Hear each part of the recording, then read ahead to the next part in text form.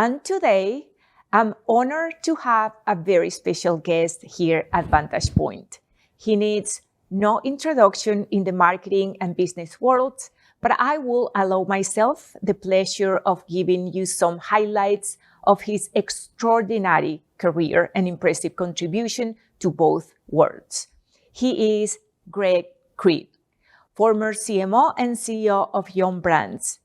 Innovation has been the hallmark of Greg's extraordinary career. As the CMO and CEO of Yum Brands, he led the expansion of the company's global footprint, venturing into new international markets. His bold and strategic vision created a worldwide impact, and his tech-savvy approach revolutionized the dining experience, elevating it to new heights of convenience and accessibility. Through his innovative leadership, Yum Brands embraced cutting-edge technology, introducing digital ordering platforms, mobile apps, and seamless delivery services, delighting customers with an unparalleled level of convenience. A true culinary pioneer, Greg championed menu innovation like no other. With an unwavering commitment to meeting evolving consumer preferences, he fearlessly introduced new products and limited-time offerings that drove growth for the company at a global level. His dedication to innovation extended to every aspect of the business. He understood that fostering a culture of innovation requires nurturing talent and embracing diversity, paving the way for a thriving environment that welcomed fresh ideas and groundbreaking solutions that ultimately drove exponential growth. Greg, it's an enormous pleasure to have you here. Thank you and welcome to Vantage Point. It's a pleasure to be here. Thank you for inviting me. I'm really excited to be here. So let's start with the good stuff. Yeah. Under your leadership at Yum Brands, the brand grew exponentially in only 5 years. So some of the numbers that are very impressive and unprecedented are, you took from 43,000 stores to 50,000 stores. Your shares double from $50 to $100, sales from 3% to 8%, and only Taco Bell alone in only 5 years went from $6 billion to $10 billion sales per year. And the most interesting thing and the most exciting thing is that you accomplished that by breaking all the rules of traditional marketing. You talk in your book, Red, which is fabulous. I read it. I loved it. That RTVs are a thing from the past, that intuition leads and research supports. So there's a lot to unpack there. Right. So can you unpack that for us? Sure. Well, I think if you go chasing results, you never get them. Right. So if you go chasing shares and share prices and sales growth, you never get it. I think it's really about two things. First of all, it's culture. So I'm a huge believer that culture fuels results. And so I think as any CEO, your job is to create an environment in which everybody wants to excel and exceed. And so, to me, the most important thing was creating a culture. And then you're right, we were lucky enough with Ken Mensch to have created this, I guess, format called Red. And what we did is we applied it pretty religiously across all of the businesses and across the brands. And at the same time, we had great franchisees because we were largely a franchise business. And so it's one of those things when it's like a self-fulfilling prophecy, or the flywheel keeps going. So when business gets better, franchisees want to open more restaurants. When you open more restaurants, sales grow, more customers can get to access the brand. So it was just a very special time. I loved it. I think it was really driven by culture and having just a great team surrounding me. And without the culture and without the team, we wouldn't have delivered the results. And when you build that kind of culture, then you attract the right team. And then you also say that your success in Taco Bell was given by having misfits in your team. Mavericks and misfits. So describe for us what are Mavericks and Misfits in your book, sure. And how they are different to everybody else. Well, I think I joined Taco Bell in May of 2001, and the brand had not been doing well. It had been declining for about 7 years. Now, there was a whole new team, to be fair. It was a whole new team. And so I came in as a chief marketing officer, and I think people thought I'll probably sack everybody on the team. But what I realized is they'd just been badly led. And they were really great people who actually had really amazing skills, but no one had sort of harnessed those skills. And so we were sitting down one day and we all realized we didn't go to fancy Ivy League schools. We didn't go to private school. Actually, one person went to a private school. And the rest of us were sort of public school people, right? But we had a lot of experience, and I think we were down to earth. No one was pretentious. And we just gelled as a team. And so I jokingly said if I was going to write another book, I'd call it Mavericks and Misfits, because I don't think if it was like the NFL draft, you wouldn't have drafted the team, my marketing team. No one would have drafted them. But we're a bit like Tom Brady, right? 6th round draft pick that becomes a GOAT. And what I was really proud of is that team, which no one would have drafted, ended up delivering the sort of results that we delivered at Taco Bell. That's probably one of the things that I'm most proud of. How do you recognize them? How do you see what other people wouldn't see in them? Well, I think what other people, everyone tries to get, there's this like collaboration and alignment, but everyone is unique and individual, right? And everyone had a real functional expertise. But in the past, no one had sort of relied on their expertise. It was sort of like, well, you know, what's the decision we'll make? And if they couldn't make a decision, the boss would make the decision. And my way of viewing is, let's assume it was a media decision. If we can't reach consensus, then the person who runs media, they should get to make the decision. That's their expertise, not my expertise. And so I think people felt empowered. They felt listened to, they felt empowered. And we were very collegial and collaborative, and we had a lot of fun, and we joked. I think a lot of people thought, like, is there actually any work getting done in the marketing department at Taco Bell? But I think because we created this great environment, and to your point earlier, it attracted people who wanted to come to Taco Bell. We never had trouble attracting great people. In fact, I think we attracted the Mavericks and the Misfits, right? Because they realized this was a home for them, which may not be at home in a more classic sort of traditional marketing company. And it seems to me like it's inclusiveness. Yeah. And you led with inclusiveness, which is becoming a buzzword right now. Right. But then that was even before that became a buzzword. You already have that embedded in your culture, is including everyone based on their strength. Yep. And not based on the profile that is the typical profile of large corporations, for example. And I think you have to be vulnerable. I think one of the keys to leadership is being vulnerable. And so it's very funny, right? So I moved around, you know, I was with Unilever in Sydney and London and New York, and then Sydney and Orange County. And you know, when I'd go to a new place, I would go, hi, I'm Greg, and you know, I can't spell and I'm terrible at process. And the HR people would want to run on stage and tackle me because you weren't meant to say what you're not good at, right?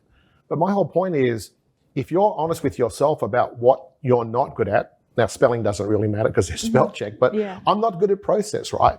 And so if I don't admit that, at least to myself, I don't surround myself with people that have the skills that I don't have. Right. And so I think what we built was this incredibly, yes, Maverick and Misfit, but incredibly complementary team. Mm-hmm. I always put teams are like Sudoku, right? If you think about Sudoku, there's 9 boxes. Mm-hmm. So you can't get Sudoku out with 3 3s, 2 4s, and a couple of 7s. You need a 1, a 2, a 3, a 4, a 5, a 6, a 7, a 8, and a 9. And in different situations, they're in different orders. So I look at a team as like Sudoku, which is I need 9 different members, each with different skills, and sometimes I'll play different roles. And my job is to crack the solution, right? Yeah, it's almost the opposite of hiring for cultural fit. Yeah. When companies say we're hiring for cultural fit, we want everybody. I hate that term. Right. That brings no distinctiveness. Exactly. I've always said you shouldn't hire to fit in, you should hire to make us better. Exactly. So we look to hire people that would make us better, not hire people that would fit in. In fact, as I said, if you looked at us, we didn't even look like a marketing team. I mean, the classic sort of marketing team, right?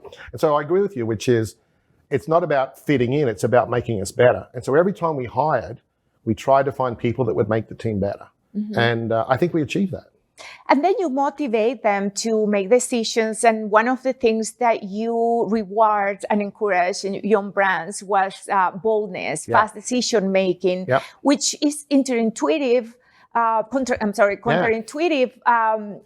You know, for a large corporation of like 200 Fortune companies in 135 countries, how could you how can you accomplish that? That is the typical behavior of startups in a large corporation, which typically actually function the opposite of what you I know did. large companies just die by bureaucracy. I hate bureaucracy. I've always hated bureaucracy. I hate filling in forms. I once went to the HR people and said, can you show me all the forms I've filled in my entire career, and no one could find them? I'm like, well, why am I filling them in, right? So I hate bureaucracy.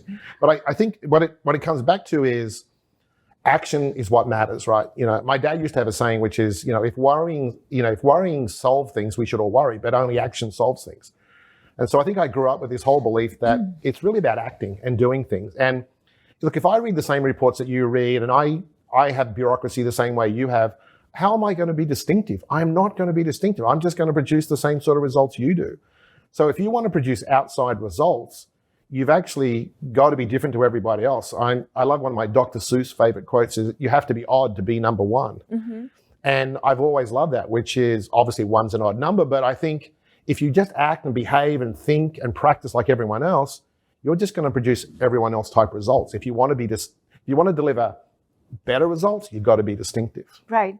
And you cannot have bureaucracy and fast decision maker. It's just opposite. Yeah. When you have to, and that, you accomplish that by empowering every individual, like you say before, to make their own decisions instead of aligning pretty much with the entire organization to make one decision. I think we're also very focused. I think the other problem in large organizations is they try to do too many things. Mm-hmm. And so when you try to do too many things, you split your resource, you split your time, and you don't get focused, and you never really accomplish anything. So I think one of the other successes we had at both Taco Bell and Yum is we were really focused. So when I got to Taco Bell as a CMO, we got focused on portability because our food was not very portable, right? It's Mexican food, or Mexican-inspired food, let's not kid ourselves. And so it wasn't very portable. And so we focused on portability for like 2 or 3 years. So we introduced quesadillas, we started grilling our burritos, we created the crunch wrap. All of those things, which was what the customer wanted from us, which was more portability, we delivered for them, and they noticed it. And so I also think being incredibly focused is important. And a lot of organizations no one knows where the hell they're going, what the direction is, why they're doing anything. Mm-hmm. And those are all just simple, basic mistakes that leaders make. Yeah, and speaking about the products that you had and the limited time only, then, there's a story also that is fascinating that instead of going with what everybody else was doing, where it was salads and anything inside a bun, you say, no, we're not going to go with that. We're going with the late dinner. Night. Yeah, we did no salads, no buns. Right. I got rid of kids' meals because I was like, kids' meals only attract, mums want apples and kids want fries. So you're never going to make everyone happy. And we were also trying to be this edgy 20-year-old brand. And why would we need a kids' meal? So we got rid of kids' meals. We never really got into salads. We've never put anything in a bun because that just makes us look like everybody else. And you can't be like everybody else. That's not how you are successful. And that takes me to your philosophy that even though Yum Brands spend tons of big portion of the budget in research, and you respect research, you don't let research to lead the decisions. No. Intuition leads. Yes. Research support. Right. That was the case of that product when you launched it? Oh, yeah. Look, I think it's a lot of people, I think that people use research and they get an insight and an observation mixed up, right? So what research tends to give you a lot is observations, what's going on, but it doesn't tell you why it's going on. And again, if you and I both do the same research, and I let research make the decisions, we're going to make the same decision, which how do I make my company more distinctive than yours? Mm-hmm. And so you're right, you have to use intuition. And intuition comes from experience and failures and successes and listening and learning and all of those sort of things, right? And so, yes, is marketing an art and a science? Yes, it is. I think it's too much of science and not enough an art. I think it's more an art with some science. Mm-hmm. And to your other point, which is you've got to create a culture of just always innovating. I always say to people, you can't we're going to innovate between 2 and 5 o'clock on Thursday afternoons. No, that's not an innovative culture. Right. It's got to be a culture where you ask really interesting questions. Can I give you an example? Yes. So one day we're just sitting around, I can't even remember when, but someone said, what is it that we like to eat that we'd like to drink? And we were like, oh, easy, candy. Sort of like, could we drink our candy? And so we came up with the idea of, could we do a Starburst freeze, like a frozen drink? So we approached Mars, who owns Starburst, and they said, well, we don't make drinks. We know we don't, you don't, but could we? And so we created the Starburst freeze. We launched it with social media only, and we sold 3 times the volume we expected to sell. And it was bright pink, and no one makes bright pink drinks, but we did. So it was asking questions that no one was asking, and then it was prepared to be, a little edgy and make a pink drink when everyone said no one buys pink drinks. So, do you think that Yum Brands culture, that culture that you're describing, stayed after you left? I hope so. Well, I didn't create the culture. To be fair, David Novak, who was the first CEO, he created the culture. He was also a marketer. What I tried to do was just build on what he had created for us. And also let people understand that you can be in an innovative company. It doesn't mean you have to be the innovator. There's another great example of Crunchwrap. So there was a lady called Lois Carson who actually invented Crunchwrap. And so Lois one day came to see me. I was the chief marketing officer at Taco Bell. And she said, I got this idea. And so I went down to the test kitchen and she made it. And I was like, oh my goodness, that's like brilliant. And I said to her, when did you have this idea? Driving to work this morning or in the shower? She goes, no, you're the 5th chief marketing officer I've showed it to. And so I think people think that to be innovative, you've got to have the idea. Sometimes you do, but sometimes your job in an innovative company is just to champion the breakthrough ideas and make sure they see the light of day. So, people said, Greg invented Crunchwrap. No, Lois Carson invented Crunchwrap. I just championed it through the organization. And I think that's people don't understand that's sometimes your role. So one of the notions that I have been preaching is that innovation doesn't equal creativity. Right. Some innovators are creative, some are not. But and every creative idea is not an innovation. Right. Innovators have a lot of other attributes that allow them to take that idea, that creative idea, to the end. Right. That is innovation. Yeah. So you're definitely an innovator, and you definitely knew what you were doing, and the numbers prove that. Yeah. And it's like connecting dots. Right. I think innovation is connecting dots, right? So there's a whole bunch of dots and they're all in the stratosphere, wherever the heck the dots are. Mm-hmm. And some people can connect them and make a story, and other people just see these random dots, right? So exactly. I think I didn't get the spelling brain because I really can't spell. I think I got the put dots in order brain because I think the answers are out there. And the consumer's never going to give you the answer. That's the other problem with research is they're not going to give you the answer, but they'll give you enough dots, enough hints as to what the answer is. And your job's just to, put those dots together. And you say a great marketer is someone with great intuition. So someone with great intuition is able to put all those dots together. Yeah, I don't think I've seen a great marketer that isn't intuitive. Now, that doesn't mean they don't use research. And we, as you said, we did a lot of research. We spent a lot of time on insights. But I think ultimately the great marketers are able to apply intuition to all of that data, because the data is just another dot. But I think without intuition, it's hard to be a great marketer. So now, look, everybody knows you as Yum Brands and the CEO and the CMO of Yum Brand. But I don't know how many people know that you also were a top executive at Unilever in Australia and then in New York. Yeah. And there's something that you say that I loved, which is that in large companies like Unilever, there are successful brands and there are other brands that are ready to be thrown in the trash. Right. Those are the ones that you like, because if you turn them around, then you make a name for yourself. Absolutely. You made a name for yourself. Yeah, and I used a little brand. I think where I made my name in Unilever was a tiny little brand. It's called Softly in Australia, but it's like Woolite. So it's used for washing woolens, right? And it had like a 70 share, but it was tiny, and Australia's not very cold, so you don't use a lot of wool washing. And then a radio personality came out with their own little sort of recipe, and a competitor bottled it, and all of a sudden our share went from 70 to 50. And so they gave a bunch of people, I'm only very junior in my career, so they give a bunch of other people a chance to fix it. And everyone does the classic marketing things, the 4 Ps, product, price, promotion, all the normal stuff you get taught in school. And it didn't work. So then they're like, hey, Greg, you have a go, right? So what was interesting is my belief was, being Australian helped, is that it sounds weird though, even though Australia's a hot climate, the belief is that Australia was built on the back of the merino sheep. And so wool has a big cultural role to play. My grandmother knitted, my great-grandmother knitted, my mother taught me how to knit. Why the hell I needed to knit, I have no idea. Anyway, cut a long story short. So what I decided was, the idea wasn't in changing the product, the price, the promotion, or any of that sort of stuff. The idea was connecting us back to our cultural roots of wool and sheep. So we created an iconic knitting book, a knitting book of all the Australian icons, the Opera House, kangaroos, koalas, Ayers Rock, all that sort of stuff. And to this day, it's still the largest knitting book that's ever been published in Australia. And so I didn't change the traditional things. I created a knitting book. You had to buy 2 packets of Softly to get the knitting book for free, and our share went back up to 70%, right? And so I think that was really a great example for me of the answer isn't always in what you get taught at school. The answer is sometimes in cultural relevance, understanding what's happening in culture and getting your brands back to the roots of culture. And in this case, it was all about knitting and the icons of Australia. And I think that really did, from that point, my career sort of took off.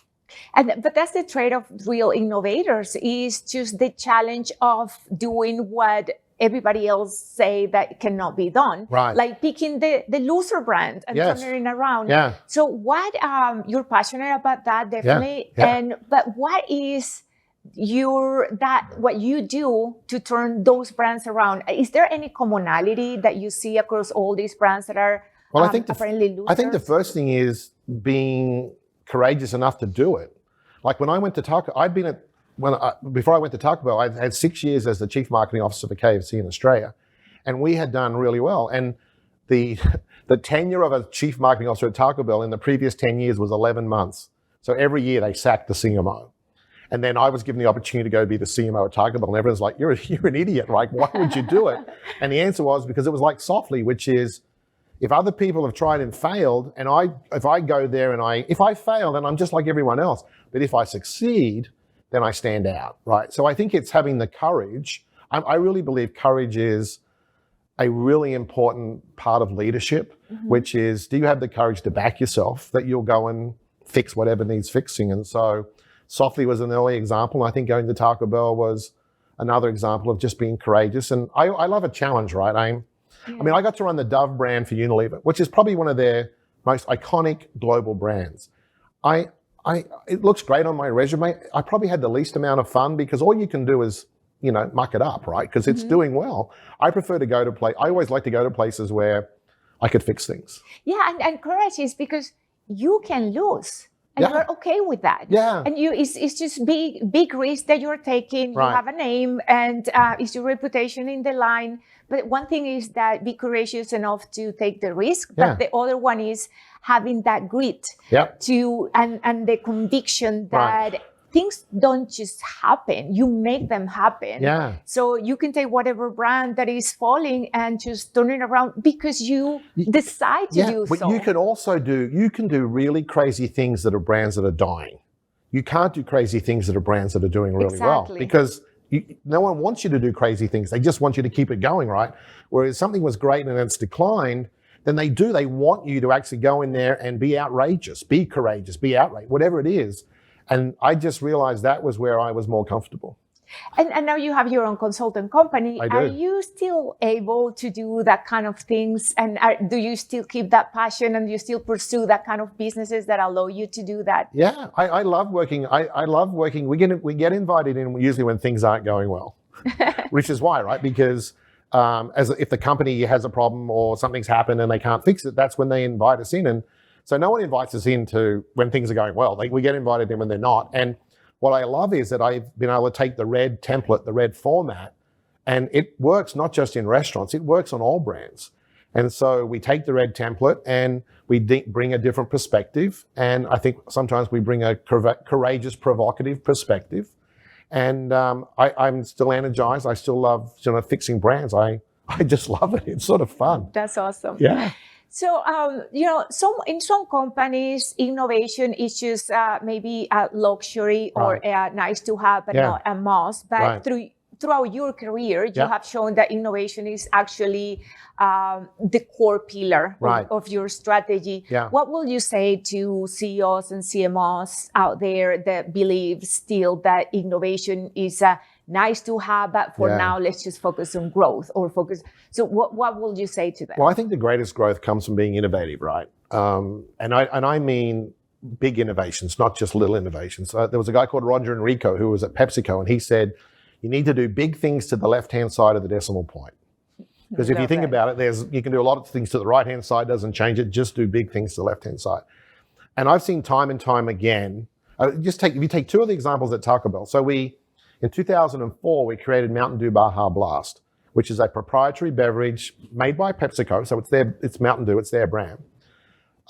That business today in Taco Bell alone has retail sales of, I think, $750 million. Wow. One beverage idea.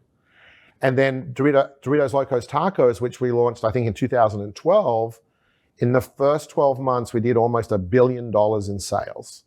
And what the sort of naughty little secret is, it only cost us 2 cents more to make, and we charged 30 cents more. So everybody loved it because we made so much money, right? So we sold lots, we made lots. And if you think about it, making a taco out of Doritos is not necessarily what you'd call a scientific breakthrough, but it was the ability to do it. And then the support we had from our friends at PepsiCo, at Frito-Lay, and our franchisees. And so for me, it's like, think of ideas as platforms. What can you do with this platform? And so from nacho cheese Doritos, we did Cool Ranch, we did Flaming Hot, we've done all that sort of stuff. So yeah, I'm really proud that $1 billion in most companies changes your trajectory. Right? How do you go from 6 billion to 10? You have to come up with $1 billion idea. Right. You don't come up with ideas that grow you, 1 or 2%. That's not where totally. Yeah. But those ideas typically, when it come from the top, then you are at the top. It's the idea, and you champion it and go with it. But what will you say then to that people that is not at the top in those great ideas to champion them? Well, I'd say Lois Carson wasn't at the top, and she came out with Crunchwrap. I was the chief marketing officer. I wasn't at the top. Okay, I was close to the top. But no, I think it's just about creating a culture and an environment. It goes back to culture, where innovation is rewarded and recognized, and and even when it's not successful, we learn from it. I think one of the interesting things is when I was at Taco Bell is I said, we're not a food company, we're a marketing company that sells food. Yes. And so we really approached it as we're just a marketing company, and what we happen to be marketing is this great food. But we're not a food company, we're not a technology company, we are a marketing company, and what marketing companies thrive on is innovation and excellence and distinctiveness and relevance and all the things that are in the book as well. And so I think even the mindset of people understanding that you are joining an innovative marketing company. So if that doesn't appeal to you, then don't join. Yes, totally. Because that's going to be our expectations. Totally. And ideas can come from anywhere. As we demonstrated, they have come from everywhere. Definitely, but they people that is at a lower level needs a champion at the high level, or a culture. Yes, that can. And by the way, I did not invent Doritos Locos Taco. My brief to them was in 2010. I said in 2012 we're going to turn 50, and the Taco Bell brand can't turn 50 because we're meant to be perennially 21, right? And so I said to them, and we had not innovated around tacos. So my only brief was, I don't want a 50th birthday cake. I want a breakthrough innovation around tacos. I did not create Doritos Locos Tacos. The team created Doritos Locos Tacos with our great partners at Frito-Lay. So yeah, I think most of the ideas that I am credited with are not my ideas. I may have championed them, but they're not my personal ideas. So what is in your professional bucket list? You seem that you have accomplished so much with so many iconic brands. Yeah. Now you have your company that you're thoroughly enjoying, as we talked before. So what is in your bucket list, I think the thing I enjoy most is actually mentoring and coaching. I think there is, there's times, it's sort of, I think there's a Picasso quote that says something like, the purpose of life is to find your passion. The role of life is to, sort of build your passion, and then ultimately your job is to pass it on. And so I think I'm in the pass it on phase. And so I get an awful lot of enjoyment, just personal enjoyment from coaching chief marketing officers and VPs of marketing. I love watching the people who used to work for me and are now in much bigger marketing jobs. So I'm always sending them little notes saying, hey, congratulations, watching you do this. So it's wonderful just to see the people that were a part of my team, grow and blossom and become, great marketers. And there's probably more passion in that, because I always say no one remembers the numbers. I know you found the numbers, but no one remembers the numbers. People just remember, like the old saying, how do you make them feel? Mm-hmm. And I'm just really proud of the careers that a lot of people who were a part of my team have gone on to build, and that gives me a huge amount of satisfaction. So just coaching and mentoring and the doing bit, I don't need to do as much. I just love coaching the next generation so they can hopefully have a career as exciting as mine was. That's beautiful. That's beautiful. And this was so great. The time flew, and great conversation. Thank you so much again for being here and for giving everybody this great conversation. But I don't want to leave without making an announcement. Uh-huh. And you know already, because I told you, by the American Marketing Association unanimously had decided that you are going to be awarded the Lifetime Achievement Award. So congratulations. Thank you very much. What a career, and what an honor for the Marketing Association to have someone like you receiving that award. So we are looking forward to seeing you there in June in the gala, and looking forward to see what else are you going to do and how many wonderful people, mischiefs and Mavericks and mischiefs. Mavericks are you going to also coach to do even half of what you did. Will be amazing. Thank you. I really appreciate the honor, and you're a previous winner, so you elevated my title just by having you. What an honor. Thank you. And I've had such a wonderful conversation. It's really been a pleasure to be here. Thank you for inviting me. Thank you.